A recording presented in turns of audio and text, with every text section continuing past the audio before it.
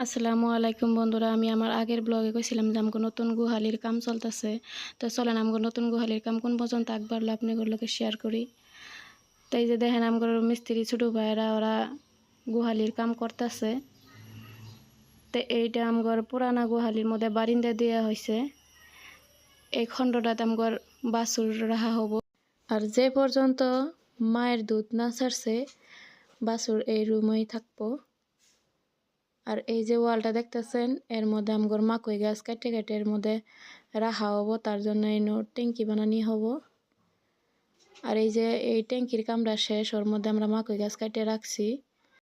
আর এই ট্যাঙ্কির প্লাস্টার কাম চলতেছে, তাই মিস্ত্রি ভাই কইতেছে যে খালি কাম দেখাইলে হবো না, মিস্ত্রির নামগুলো কোয়া নাকবো, নাহলে মানুষে চিনবো কিবেই।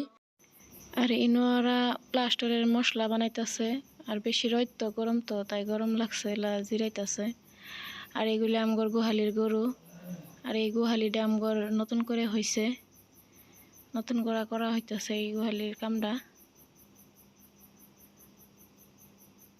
তাই আমি আপনার করে দেখাবার নাকি আইলাম আমগর কামটা কোন পর্যন্ত হইল।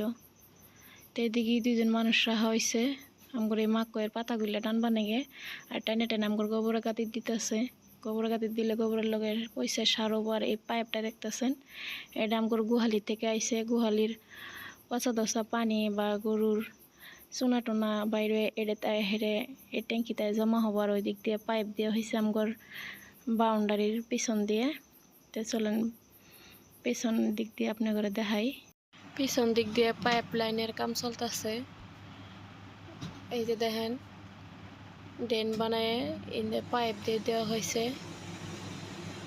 এই পাইপ দিয়ে আমগর গোহারে যেগুলি পানি আছে পচা দশা পানি বা গরুর চুনা টুনা এগুলি এই পাইপ দিয়ে সোজা আমগর ফিশারি আছে, ওই ফিশারিত যাব। আর এইদিকে আমার হাজব্যান্ড আর আমার শ্বশুর ওরা দুই বাপ বেড়া মিলে এই পাইপ লাইনের কাম করতেছে, পাইপের গুলো জয়েন দিতেছে। আর আমি দেখতাছি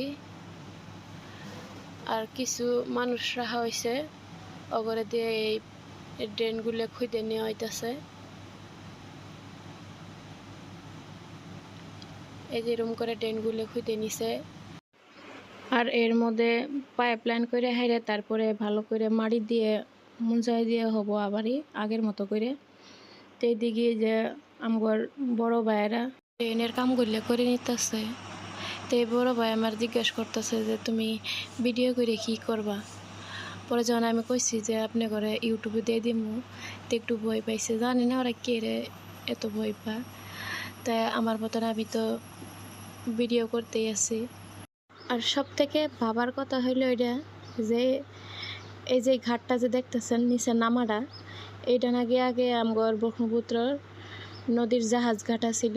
এই জায়গায় নাকি আমগর অতীত সময়ে ব্রহ্মপুত্র নদীটা এই জায়গাটা ছিল। আর এই জায়গায় জাহাজ আয় খাড়িত, যেরকম লঞ্চ ঘাট। তো এখনকার বারও নাইকে, এখনকার নদীটা আমগর থেকে প্রায় 20 কিলোমিটার মান দূরাফি আছে, কিন্তু আমি এক্স্যাক্টলি কভার পাইলাম না, কিন্তু একটা আইডিয়ার পরে কইলাম আর কি। তো এই যে এই দেখেন পরিবর্তন কোন সময় কিভাবে হয় কেউ জানে না, একমাত্র আল্লাহ ছাড়া। তো আজকের ব্লগে আমার এই পর্যন্তই। আশা করি যদি আপনার কাছে ভালো লাগে লাইক কমেন্ট শেয়ার করবেন। আর যদি বেশি কষ্ট না হয় তাহলে আমার চ্যানেলটারে সাবস্ক্রাইব করবেন। ততক্ষণে সুস্থ থাকেন, ভালো থাকেন। আল্লাহ হাফিজ।